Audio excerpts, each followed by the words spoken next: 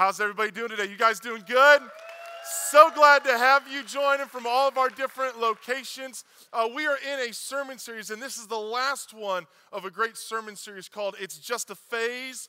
Don't miss it. I'm going to say it's just a phase, and then I want all of you to shout back at me from all of our different locations. Don't miss it. It's just a phase. It's just a phase. Some of you parents right now, your kids are acting crazy. You're hurting. It's no fun. Listen to me. It's just a phase. And there are some of you, your kids are behaving right now. They're washing their hands after they come out of the bathroom. Things are good in your world. I got news for you. It's just a phase. Come on.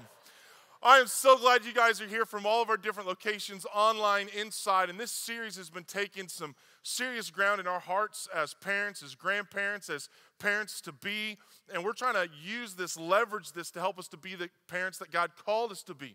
We started off this sermon series, our senior pastor, Jerry Harris, said there's three big questions that you have to answer in your life. The first one is, will I make Jesus Christ the Lord and Savior of my life?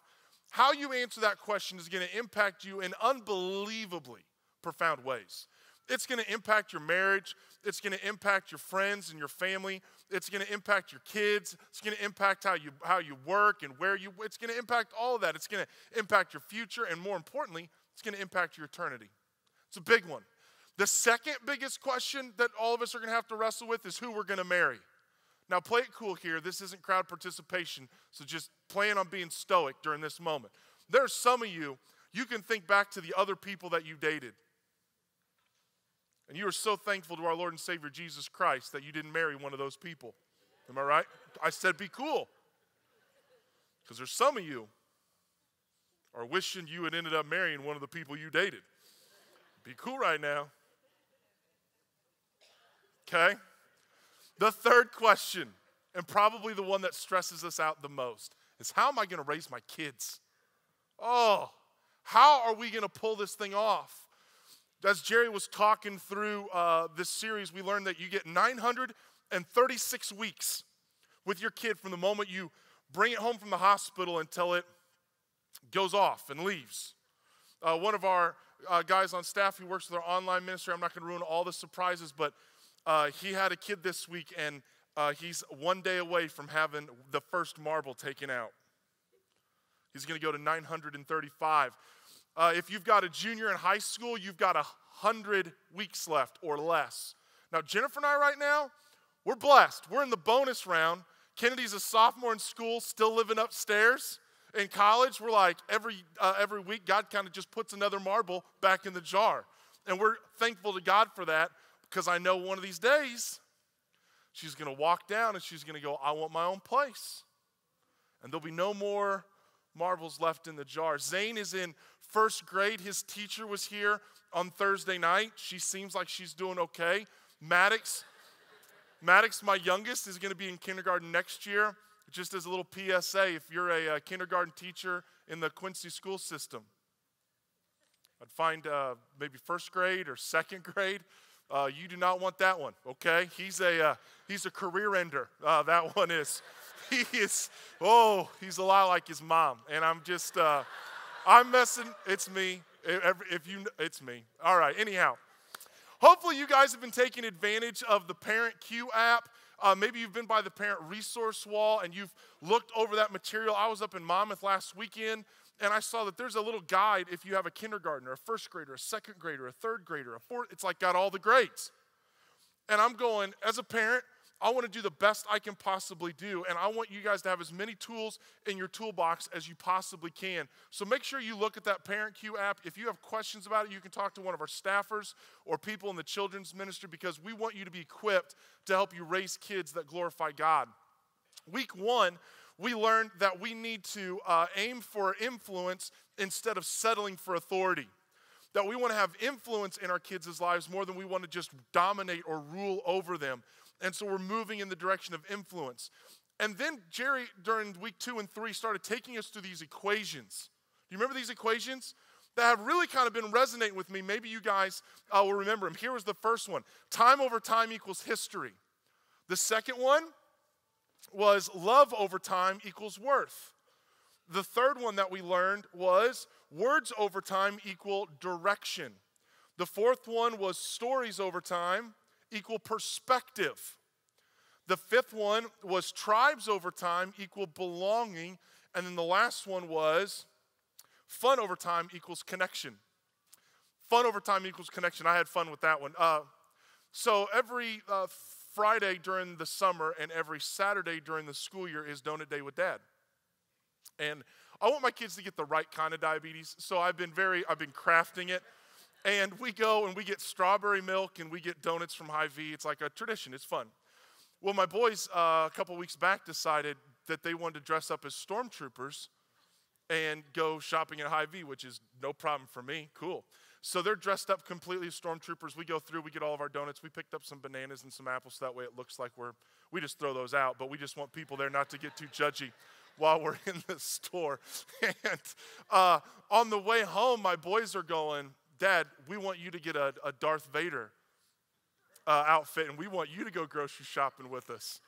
So once we get done with our Wreck the Roof commitment, I'm going to be spending money on a Darth Vader outfit because those are more expensive than I originally anticipated.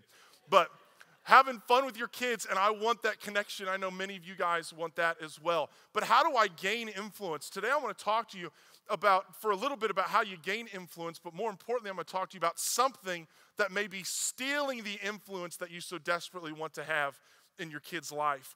Here's how you gain influence in your kid's life. Interaction plus example over time equals influence. Interaction plus example over time equals influence. Those interactions, those words, the love, the stories, the tribe, the fun, all of that are interactions that take place that can help them in powerful ways. And you have to be intentional about that interaction. Like, you can't be lackadaisical. You can't just have some days where you're on and some days where you're off, because that's accidental. And I believe that the intentional parent will have achieved greater success in parenting than the accidental one. And here's why. How many times has an accident ever turned out great? When is the last time your kid came into you after he goes, hey, Mom, I had an accident? And you're like, oh, perfect, right? Or someone shows up late for work and they're like, oh, what happened? Well, I had an accident. You're like, oh, congratulations, right? It's a good way to end friendships, right? Yeah, that's not how you operate. It's the intentional parent where you have a goal, a vision of what you want to see happen in your kid's life that's been submitted to the Lord, and you're moving in that particular direction. But it's interaction plus example, and this is where it gets tough for us. How many of you either heard someone say this or you've even said this yourself? Do as I say, not as I. Okay, so I'm preaching to the right people. Oh, man. Have you ever noticed that, like, you're watching your kid and all of a sudden something happens and they use a word that's not a Jesus word? And the moment they do it, you know exactly which parent they learned it from. And you get all judgy. Babe, you can't be using that. The kids are hearing this. And then they use a different word, which is your word. Then you just say, all right, I'm an idiot too. I remember people telling me that when it came to parenting, that way more is caught than taught, and I didn't believe them. But have you ever watched your kids play, or you watch them interact, and all of a sudden you can see a specific personality completely bear itself out, and you're like, everybody in the room goes, oh my goodness, there's a little Clayton. Hopefully they're not doing that at your house, but at my house, when they're going, oh my goodness, there's a little Clayton, right? Because you just see it, and at my family, when we eat dinner together, we go around the table, everybody has to say something good that happened to you today, and Zane goes, I have 3 things. And he starts to go through his list, and if you know me, almost every time someone asks me a question, I'm like, 4 things. Number 1, like just a little Clayton just running around in my house. So much of the learning that happens in your home is not going to be you teaching your kid. It's going to be them catching your behavior. Your example is going to impact them in profound ways. Paul knows this. This is what he says in 1 Corinthians chapter 11. He's talking to his spiritual children in the faith. He says, follow my example as I follow the example of Christ. Paul's saying, hey guys, look, he's looking at his spiritual kids. Guys, look at me. Follow me. You want to know how to follow Jesus? Follow me. You want to know how to live like a Christian? Look at me. And here's what I'm doing. I'm looking at Jesus, and I'm doing what he tells me to do. That's your job as a parent. Your job is to be able to look at your kids and go, kids, follow me. Do what I do. And here's what I'm doing. I'm looking at Jesus and making sure that I'm doing the things that Jesus wants me to do, which means if you're doing that, your kids are going to behave like Jesus because they're following your behavior. God even does this. God was not content just to issue out words and proclamations and decrees. He actually sent someone to personify those, to wrap himself in the flesh of his words. This is what it says in 1 John chapter 1 verse 14, or John chapter 1 verse 14. The word became flesh and made his dwelling among us. Jesus is literally the embodiment of the Old Testament. He's the embodiment of the Word of God. He wrapped himself. The Word became flesh. So you and I can look at Jesus, learn from Jesus, and behave like Jesus. John Billings said, to bring up a child in the way he should go, we should travel that way ourselves once in a while. That as parents, our kids are looking to us to see how to actually behave. You want to make sure that your kid treats women right? Men, treat women right. Ladies, you want your girls to have a high self-esteem? Demonstrate a high self-esteem. They're going to learn this stuff by watching you. And how many times have I told you? Doesn't work nearly as much as you demonstrating on a regular basis. You want your kids to have a great marriage? Show them what a great marriage looks like.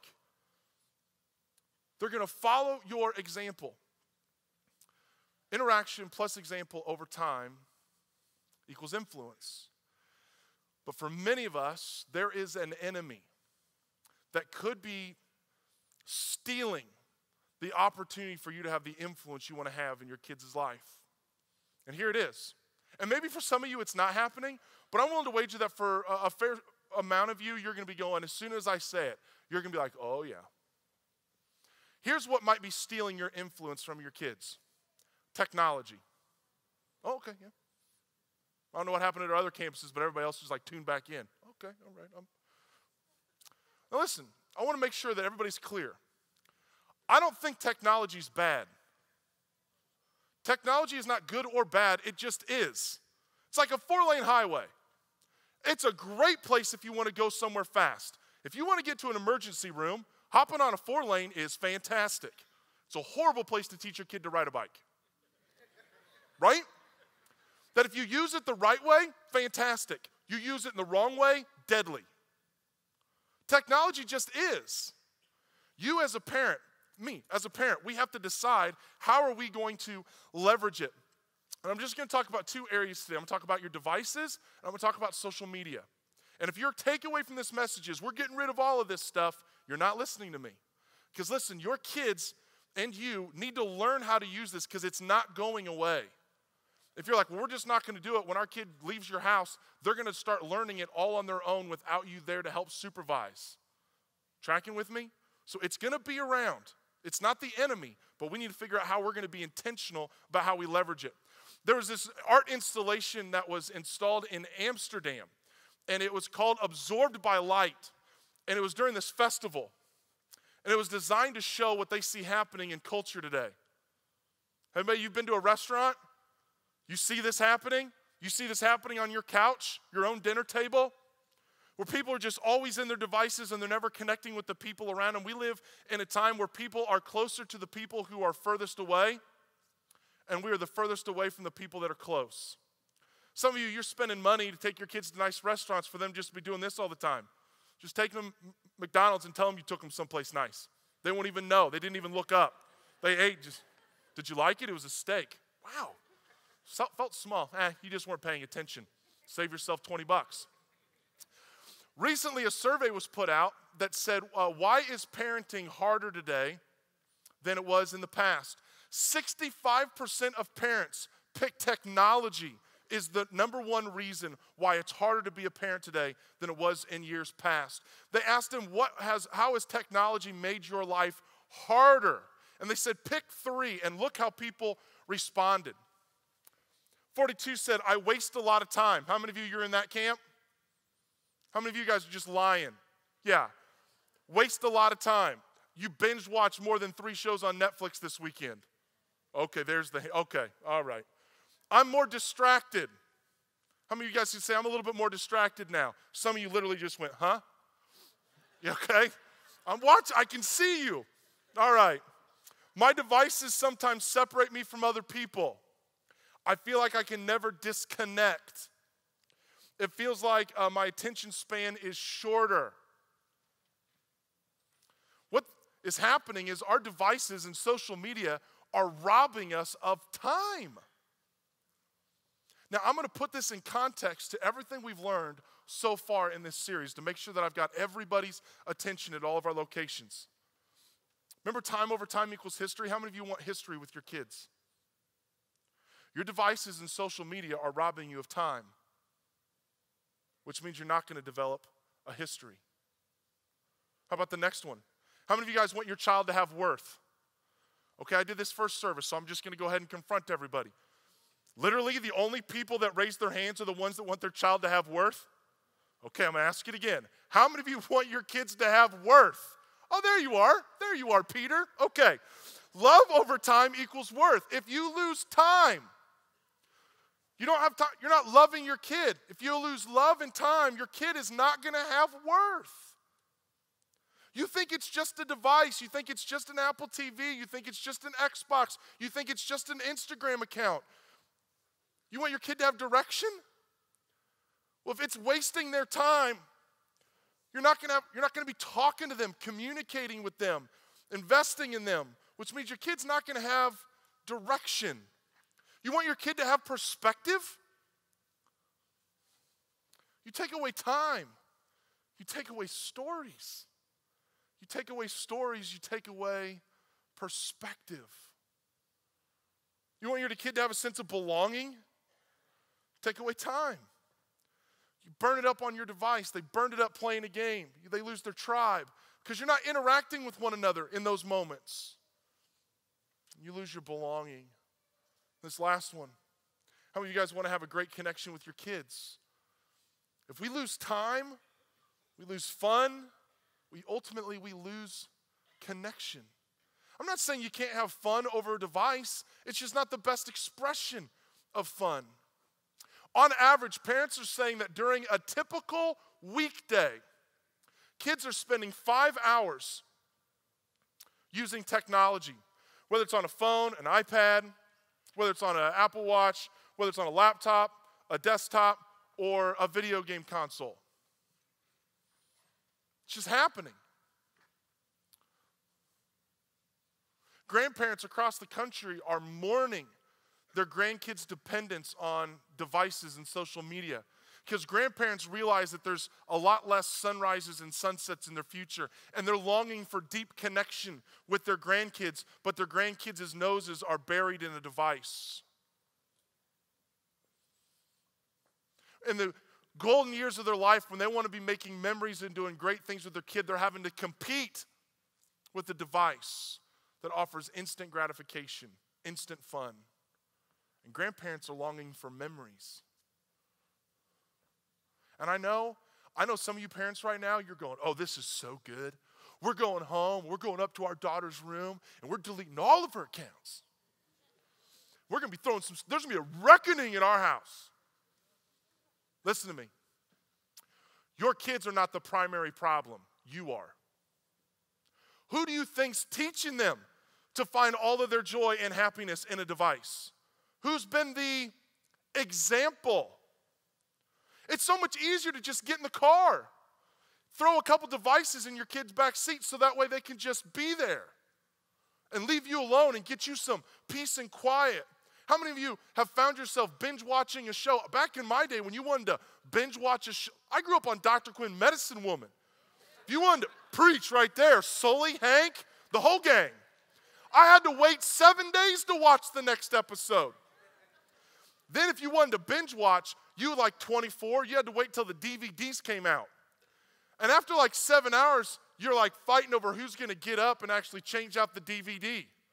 Now Netflix just goes, you still watching, Clayton? I'm like, yeah, boo. Right? You start a show at 10 at night, and like at 4 in the morning, you're like, whoo, we got to go to work.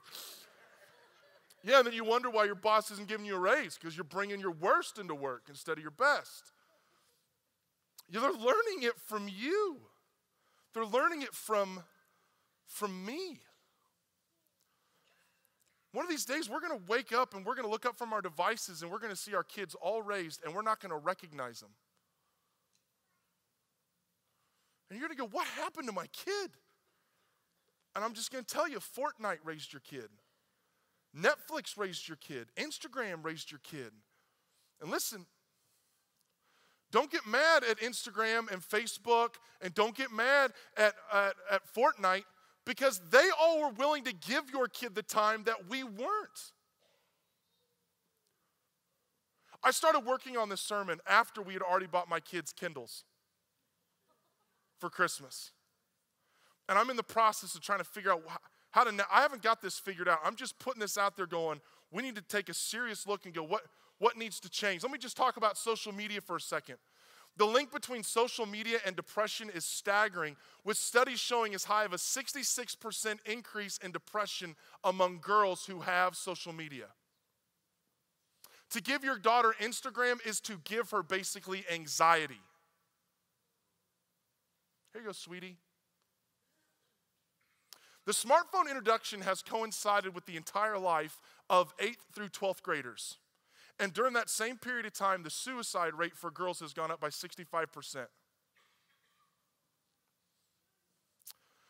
Kids are taking their phones to the room at night. Kids who do that get 1 less hour of sleep a night than their peers who don't get to take their phone into their bedroom. How important is that hour of sleep to their emotional development, to their physical development, to their ability to learn and grow? How important are those 3 things to their self-esteem? And we're not thinking anything of it. We just send them upstairs with their device, like an accidental parent. And then we're wondering why they're always cranky, why they're moody, why they're always sick, and why they're not getting good grades. Well, it's because we keep robbing them of some of the simplest things that they need. Some sleep. Remember when you used to tell your kids, you just need a nap? And then they come down, magically they're better? We need to start giving that nap back to our kids. Here's one for you. At all of our locations, if you're wearing white socks, stand up. Some of you guys are checking. If you're wearing white socks, stand up. Okay, now I need all the women to stand up. Stay up, step, white socksers. Yeah, white socks and all the women. White socks and all the women at all of our locations. 62% of teenagers, that's about 60% of our people, teenagers say that they have received a nude picture. Look around. Think it's not your kid? Okay, sit down. Everybody else stand up. Everybody else stand up. 40% say that they have sent one. 40%, which means if you have 3 kids, 2 of them have received a naked picture, and 1 of them has sent a naked picture. Go ahead and sit down. Our job as parents is to develop and create a relationship or create an environment for the Holy Spirit to develop our children and grow our children. But the fruit of the Spirit is love, joy, peace, patience, kindness, goodness, faithfulness, gentleness, and self-control. None of these things are learned on social media. None of these things are learned in a device. They're learned when we interact with one another. You don't learn patience unless you have to deal with somebody. When we were driving up to Monmouth last weekend, and we put the devices in the back with the kids so they just shut up, right? Because it's just easier to let them play with the device than to clean up blood, right? But you know what my kids don't learn is they don't learn how to play nice when they're on a device. I miss out on conversations with them, so the whole way back, I didn't let them have their device, and we just dealt with it. Yesterday I drove to Macomb. I didn't let them play on the device while we were driving. It wasn't fun, but I'm going to reestablish this connection. I was over Thanksgiving. There was a family, and they came over to my parents' house for Thanksgiving. They came over like 4 times, which, to be honest, if you're watching up there in Macomb, You know who you are. It was a little needy, okay? They showed up 3 times. Actually, they're a great couple. The alarm went off at 9 o'clock, and all the kids came over and started handing over the device to mom. I was like, whoa, this is cool. The other day, I tried to take a device from one of my kids, and I thought we were going to have World War III, right? Here's the deal. I saw what they did, thought it was great. I tried to do it myself, and it blew up. Listen to me. I guarantee you that their first time didn't look that much different than my first time. But they just stayed committed until it established a new normal.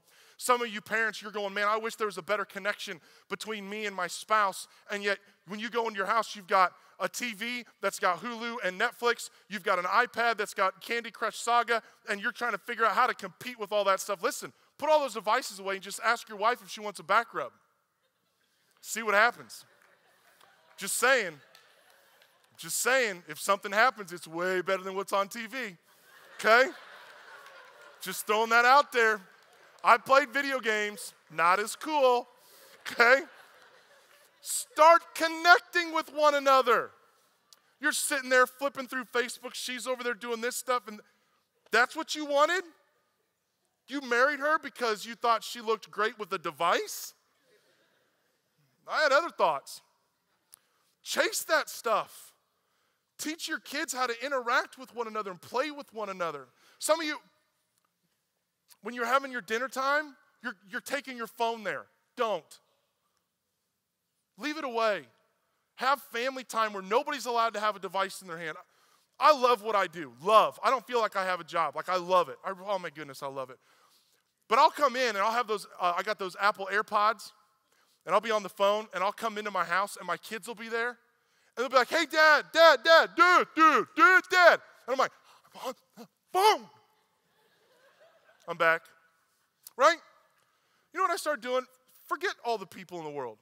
When I go home, for at least a couple hours, I'm not going to be on the phone. The first thing I'm going to do is say hi to my family.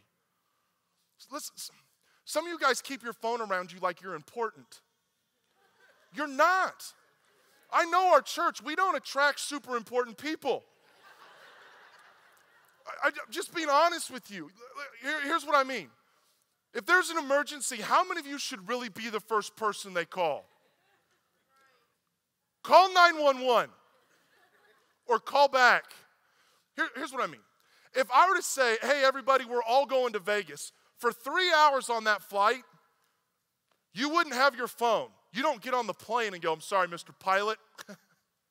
I'm a big deal, and I'm going to have to be on my phone the whole way. The pilot goes, all right, well, let me introduce you to another TSA agent, okay? And we'll escort you off the plane. You can go 3 hours to Vegas without having your phone on. Why can't you do it at home? Just start doing it. Pick up. And listen, I still do Instagram. I still do Facebook. I do Facebook Live on Wednesday. I just do it after my kids go to bed. Like, start thinking about how are we going to navigate these things. Here's what happened for me. I thought that this is what parenting was. I thought it was crock pot parenting. How many of you guys, you do meals in a crock pot? Oh, aren't they so good? During winter, we're big time crock potters. We're setting meat out, letting it thaw. We got like different meals in there. And anybody can cook a crock pot meal. Anybody, I'm told. You can. I can't lie this service. My family's here. I'm sure it's easy. Because I don't know. I think I've done it once. There's usually like cream of mushroom, some meat. I think you're supposed to use vegetables. I'm not sure how. But this is what I thought. You just plug it into God. You have God's power, and you're like, okay, I'm going to raise my kid. All right, we're going to have a mom. We're going to have a dad. We're going to have a church. We're going to have a little bit of sports because we want them to develop teamwork, and we're going to have a decent school, and we're going to go on vacations. And then when do we want this kid ready? That's the hardest part of crock pot parenting. It's figuring out what temperature and how long. We'll be home at 7:30. Divide by 2. What time do we need to start this at, right? And you're like, okay, when do we want our kid to come out well done? When he's 18. And you're like, okay, we'll put him on medium heat. Then all of a sudden, when it's time for graduation, you walk over here and like out emerges this incredible kid. The crazy thing is I actually thought that that's how I was raised. That was just, you just put all the stuff in, plug it, set it, and forget it. What I'm learning, illustration to help re-cue the men in, is that this is what parenting is. It's grilling. That's what being a parent is. What's the first question you ask when you're about ready to you invite friends over and you're about ready to put a steak on the grill? You ask everybody, how do you want it? Our first job as parents is to go, God, how do you want this kid to turn out? When someone says, well done, what do you say to them? Yeah, you and Satan just go ahead and get on out of here. You know, people want to put some asparagus on there. We've used asparagus before to light the grill. I don't know how you cook with it. Now, here's the other thing. How many of you men, or actually ladies will probably raise their hand, your man went out to the grill like a king, and he treated the grill like it was a crock pot. He put all the meat on, walked inside, started playing on his phone, watching the game, thinking, hey, it's just time and temp, babe, time and temp. Only to walk out and like this thing's a fireball. How many of you have ever had a bad crock pot meal? Rarely. How many of you have had some bad stuff come off the grill? You work with them? Yeah, you're married into that family? Yeah, all this family's burnt, be honest with you. They're burnt up. Right? Here's what else you have to do. You're constantly interacting with what's on there. Am I right? Man, you try and cook chicken the same way you cook a steak. I've really cooked chicken, I don't think, ever. The only thing I really cook is meat, and now I don't even do that because I got Ryan living there, and he's like a pro. This illustration is breaking down by lack of experience, and I apologize, okay? Like if someone we got 2 turkeys in my house. You put turkeys on there, I really only know steak. It's the only meat I know. But I know that different sizes steaks, different thickness, changes how long you cook it for. How many of you guys got a hot spot on your grill? How many of you guys got a cool spot? You got a little rack up top. Like you're constantly moving it. You're going, okay, medium rare, how do I do this? Okay, where are we at? Because you have to constantly interact with it. And then if you let it on there too long, you could ruin it. That's what I'm saying is when it comes to social media, technology, some of us, we aren't paying attention to what's happening on the grill because this is where we're at. We're swiping. We're not paying attention to what's happening with our wife. We keep thinking that all we have to do is just time and temp and it'll be fine. But it's the godly parent who says, you know what, I'm going to interact with my kid. I'm going to move them to different places so they can grow and develop so that they come out right. Because that's how our Heavenly Father parented us. He said, never will I leave you. Never will I forsake you. He says that his eye is on us. All the time, he's attentive to us. He says, and I'll be with you always to the very end of the age. It's time for our example to follow the example of Christ. Would you guys be willing to do that as we move to this time of decision?